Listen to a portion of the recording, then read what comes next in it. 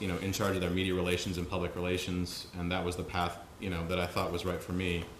And I think, not that transition and, losing that job really put things in perspective to me, but you actually never know what that will lead to. And so you kind of got to just follow it through and, keep going and make sure that you never know what that networking will lead to, or, turning down an opportunity or looking at things a different way. I think that's sort of how you can, I guess instead of having such a narrow focus, grow your focus a little bit more, because there are so many different things out there that you can do that are involved with properties and athletics and sports. So when you leave here, think about all those things. You're gonna run into unexpected challenges, just like I did. Just have to learn to deal with those. I think in my position, originally when I went to K&K Insurance, it was I knew nothing about insurance. Before I actually accepted the job, I had to go get a property and casualty and a life insurance, not a degree, but a license to do that. And then when I got to K&K, I wasn't really, all the stuff I had kind of learned, I wasn't using any of that stuff. I was basically told to sit, in front of the computer, put quotes together of different coverages I didn't know anything about, and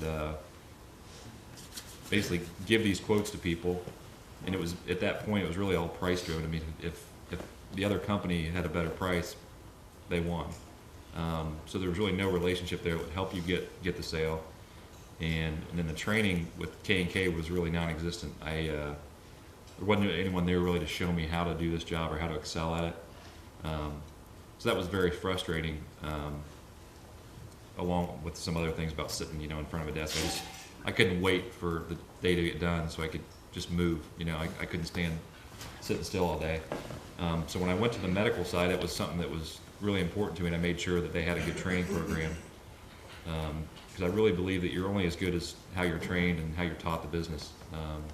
If someone teaches you bad habits, you're going to have those habits the rest of your life. My kind of mentor always told me that tigers don't change their stripes. And in my business, I see that all the time. We'll hire. There's always a debate like who we should hire, whether we hire somebody with experience or we hire someone with no experience.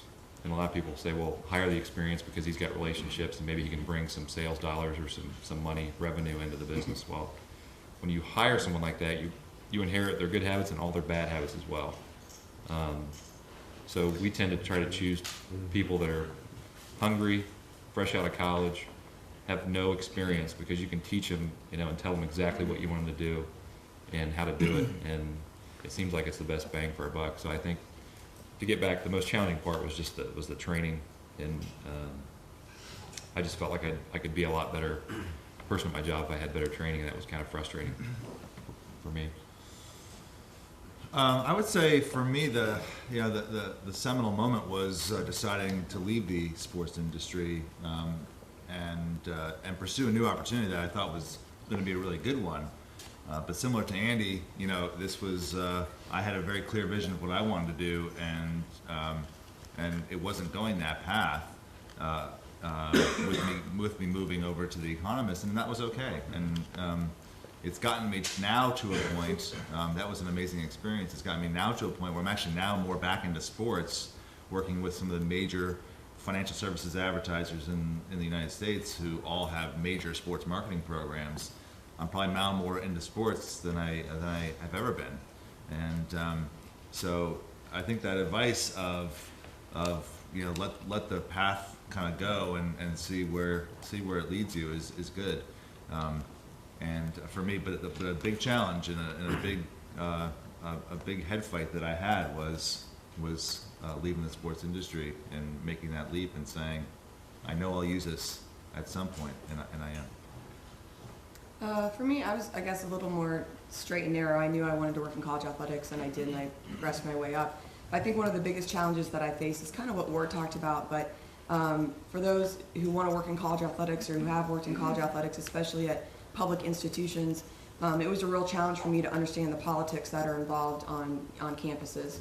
And that was something that even today I still struggle with and still have a hard time with, because I think the people in this program and everyone sitting in this room were very driven we're very competitive, and we're very get stuff done kind of people. We like to finish tasks, we like to move on, and on college campuses, it's just not always that simple. In fact, it's never that simple.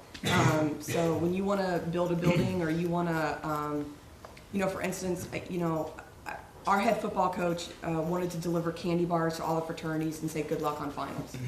I had to go through 4 people to get approval for him to deliver candy bars to fraternities, because we're not allowed to interact with students without certain people knowing, and it's this constant, who are the players, who do you have to ask, getting permission, and it does wear me down sometimes, but it wears me down. But that was a big challenge for me, was understanding that I just thought, well, if we want to do it, my boss says it's okay, then let's do it.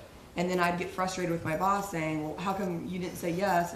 Why is this taking 2 weeks? And all this stuff, until I was figuring out, as you kind of move up, you start to see more of the politics that, well, he's asking someone else, and you got to go across campus, and sometimes it has to get to the president, and then it's 2 weeks because he's out of town, and this whole, kind of red tape bureaucracy was a big challenge for me, and continues to be on a daily basis. But that was something I was unprepared for, I guess.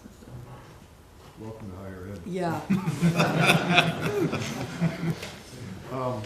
We'll go inside out on this one. Jarrod, the network, alumni relations, I know moving in and out of sport, it might be different this could have probably a range of answers here.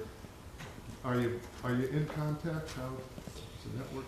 I'm mostly in contact with my classmates. I don't know if there's any other reps that do, or I shouldn't say any other alumni that do a job similar to mine.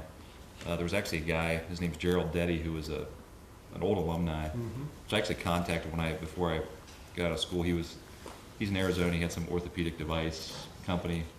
I made some phone calls, never heard from the guy. I don't know what he does, but I think anymore, the best part of having this network is They don't call you back. That's okay. As far as nobody. so. Now it's getting tickets to LSU game, or last year I went to Ohio State Wisconsin game. Because Shelley got me a hold of the ticket guys up at Wisconsin. So. But it does help me out because I can entertain, and take clients, whether it be surgeons or nurses, PAs, staff members, and that's really what makes a sale for me. My business is 99% relationships and 1% product, because there's six big companies out there vying for the business, and if they like me better than the other guy, my product might be inferior, but he'll use my stuff. He likes me. So that's probably the biggest use of the network for me, is just to help entertain, and that's a big part of the business. So if you get a new hip, Yeah. Yeah. his is better. So in my experience, there hasn't been a direct correlation with most of our alumni base for my business. But that being said, I still do keep in touch with a number of my classmates, and actually with Jeff Abbott, who I in the class of '98, who I was good friends with before I came to the program. But I think more broadly, I think the concept of networking, the concept of creating a relationship with a group of people that you have something in common with, is really important. I think one of the things for all of you to think about when you go into the careers that you're going to go into, is that every interaction you have with people is a networking event, and is a point at which they'll remember the interaction they've had with you. And when you go into an organization, at the end of the day, when you think about a tenure that you're going to have in an organization, most of the time what people think about, if you're doing your job, you're doing it well, then they're going to say, yeah, that person was a great employee. But at the end of the day, when they go to another company, the question is, would they want to hire you? And that really comes down to what the relationship is like. And so I think that having understanding, I think that's one of the best things that I learned from Ohio University, and one of the things that is one of the best things about this program is the relationships that you make with people are so great, and that's something that translates really clearly into the corporate and any environment. because of that